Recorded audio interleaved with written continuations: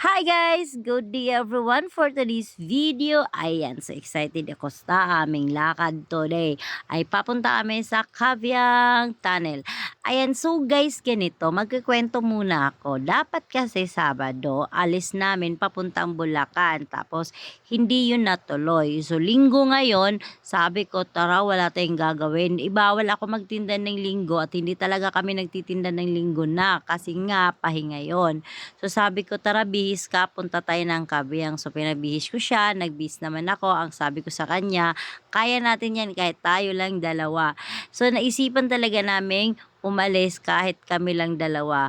Ayun guys, so galing kami sa amin, nag Quezon City kami, so ang daan namin Commonwealth. So from Commonwealth, nagpunta kami ng EDSA at doon kami dumaan. Dumaan kami ng Paranaque, dumaan kami ng Taguig. Ayun, so lahat na ng daan ng Metro Manila, dinaanan na namin. Sobrang daming lugar na dinaanan. Sobrang daming flyover, sobrang daming stopover. Ayun guys, pero take note, naligaw pa kami niyan dahil ang ways namin, hindi namin alam kung pababa, paakyat kami. So, ang dami naming dinaanang puro ligaw-ligaw. Instead na ang takbo namin is 3 hours lang, umabot kami ng 5 hours kasi sa sobrang dami ng niligawan namin at paikot-ikot kami kahit sa Las Piñas, kahit saang lugar kami nagpunta ay nagganda mali-mali na yung ways namin at napunta namin kung saang-saang subdivision ang takbo namin talaga, promise. So kahit ganon, may tanong naman tayo, kasama natin si magtanong, ayun, nagtanong na lang kami. So papunta na kami sa exciting part ng Kabiang. Medyo malapit-lapit na kasi isang oras siguro biyahe namin mula doon sa Metro Manila papunta na dito sa Batangas. Actually, Cavite pa yun ha. Mula Cavite, inikot namin ang buong Ternate ng Cavite bago pa kami nakarating ng Kabyang talaga kasi under yun ng Kabyang. So yun na guys, nagpunta na kami rito at sobrang ganda ng view talaga at promise, hindi ka magsisisi. Yung pagod naming nagkaligaw-ligaw kanina at yung pagod at grabe yung antok ko kasi yan, antok na antok din talaga ako kanina. Yung pagod at antok ko biglang nawala nung nakita ko ang view na to. Sobrang ganda, promise, sobrang lamig pa nung lugar. Kaso lang, syempre, malikot kasi ang bilis ng takbo ng asawa ko. Alam mo bang ang bilis niya? 80 kph yung takbo niya. Sabi ko sa kanya, hinahinaan mo lang taon dongkay kasi ang bilis-bilis mo. Baka mamaya malaglag yung camera ko at ay cellphone ko. Ayun, di nyo alam na sobrang bilis ng takbo niya kanina. Nalaglag dun sa Ternate yung sunblock ko na hikari. Ayun, nawala tuloy bigla. Wala na akong pang sunblock. Sobrang itim ng mukha ko dahil nga hindi naman siya totally mainit pero yung ano ng hangin, malamig na may kasamang alikabok. Ayun, so dun pa lang sa Manila, puro alikabok na yung mukha ko, nangingitim na yung mukha ko. Ang dami ko nang nangyari, ang dami nang ginawa. Ayun, so guys, na tingnan mo naman yung view. Sobrang ganda ng view na makikita mo. Ang grabe, ang ganda. Hindi ka talaga magsisisi. Ayan, so paparating na kami doon sa exciting part ng Kabyang. Pero bago kami nakarating doon, nakita ko yung mga fog. Ayun, yung mga ulap-ulap na sa dinaanan namin, sobrang dami, sobrang puti na, ayun. Makikita mo yung langit, hindi siya langit kasi ano siya yung parang yung mga kagubatan na nasakop na siya ng mga clouds. Sabi nga ng asawa ko kanina, sea of clouds, nakita namin. So nagkataon lang yun guys, kasi hindi ko alam pero hindi kasi lagi nagkakaroon ng sea of clouds or nagkakaroon ng fog sa lugar siguro na pupuntahan ito, bihira. Kasi ito yung papuntang sa Kabyang, mayroon na siya talagang mga fog, pumuputi na siya. Sabi ko, hindi naman siya ulan, as in talagang para na siyang namumuti lang siya. Para siyang hindi ko alam, hindi ko ma-explain, pero yun namumuti yung mga bundok, namumuti yung mga puno, namumuti lahat po yun. So hindi ko talaga alam kung ano yan at wala ako ideya, basta yun lang. Maganda siya tingnan guys, lalo na pag nakita mo namumuti lahat yung bundok na dinadaanan mo. Puting-puti yung nasakop na kayo ng kaputian. Ayun. So guys, bago kami nakarating doon, at bago kami nga nakarating dyan, may dinaanan pa kami kami. Alam nyo bang ligaw-ligaw na kami pero okay lang yun. May kasama kaming sinusundan pero wala kaming kasama. Kuha mo?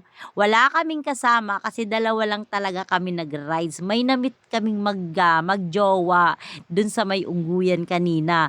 Ayan. So, dyan sa ungguyan na yan, huminto.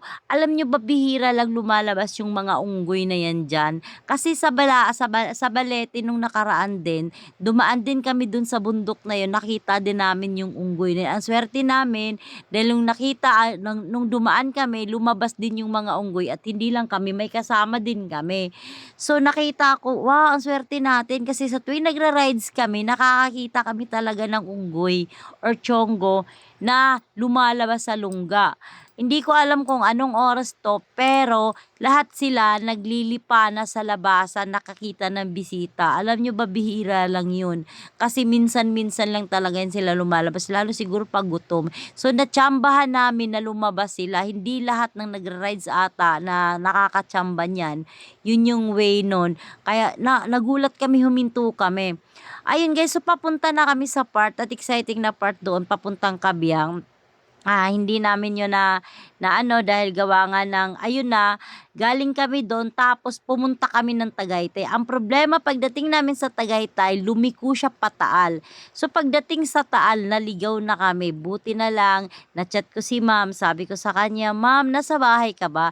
Ayun, sabi ni ma'am, oo, nandyan, pumunta ka rito. Binigay ni ma'am yung address sa amin sa Leymari, Batangas. Kaya may napuntahan at may nabisita talaga kami. Yun yung supervisor ko at nakita ko talaga siya. After namin napunta at bumisita sa Leymari, pumunta kami ng Taal Church. Kasi sabi niya, dumaan muna kayo sa Taal Church bago kayo umuwi. Ayun guys, bumiyahe kami papuntang Taal. Ayan, sa Taal, ayan yung Leymari, Batangas. So, nagpunta kami dyan, yun, nagsimba muna ako sa Leymari bago kami umalis ng asawa ko. Nakita ko yung simbahan, yun yung Taal Church ata na sinasabi nila. After namin doon, bumiyahe na kami pabalik kasi nga sabi ko baka abutin tayo ng alas 12 talaga ng gabi nito bago tayo makauwi.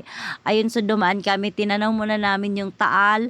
Ayan. So, yan ata yung Taal Volcano na sinasabi nila, nakita namin. So, dinaanan lang namin.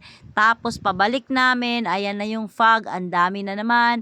Tapos, yung makita namin, minto na lang kami, ano na lang kami para makita namin. So, sobrang dilim talaga. Pabalik na yan. So, pagkita namin, hindi na namin nakikita yung iba, pero wala talaga kaming kasama, pero para kaming may kasama, no? Kasi ang dami namin kasunod na nagra-ride, sobrang dami na nagra-ride sa Kabyang. Nung time na nung oras na to, sobrang dami doon, nagtambak, sa katutak talaga yung mga nag-ride. Siguro nagkataon na linggo, kaya siguro lahat ng riders, iba't ibang mundo, ayan, iba't ibang Pilipinas, nagpunta na sa Kabyang. Kung makikita nyo talaga yung lugar at yung place na sobrang dami na ng pinakamaayos na maraming motor at marami din kaming kasama, so hindi nakakaano. Ayan yung Kavyang, pag pinasok mo, sobrang haba niyan, mahaba yan guys. Hindi yan maikli, sobrang haba niyan. Pinunta talaga namin, tumawid kami sa kabila, so pumasok kami papunta sa kabila, kita nyo, sobrang layo namin. Ayan po, madilim sa loob. Tapos yan, gabi na, pauwi na rin kami. Diretso na kami mula Batangas Leymari, papunta sa Ternate at papunta sa Nasugbo. Nasugbo kasi muna bago yun eh. Ayun, so guys, thank you for watching. Ayan na. Salamat at sa maraming experience namin papuntang Kavyang. Ito yung time na pumunta kami ng Kavyang talaga na unexpected visit lahat po. So guys, from Kavyang, pabalik na kami, papunta na kaming Manila mula Kavyang hanggang Nasugbo, papuntang Ternate, Cavite. Inikot na namin from Batangas to Manila na po ang uwi namin. Ayan po. So guys, thank you for watching at sana kahit yung view mabilis lang yung pick up ko talaga dahil wala talaga magandang sipi ko malikot talaga kasi yung takbo talaga ng asawa sobrang bilis. Ayun guys, salamat. Thank you for watching at sana nagustuhan nyo po yung aking vlog. Thank you.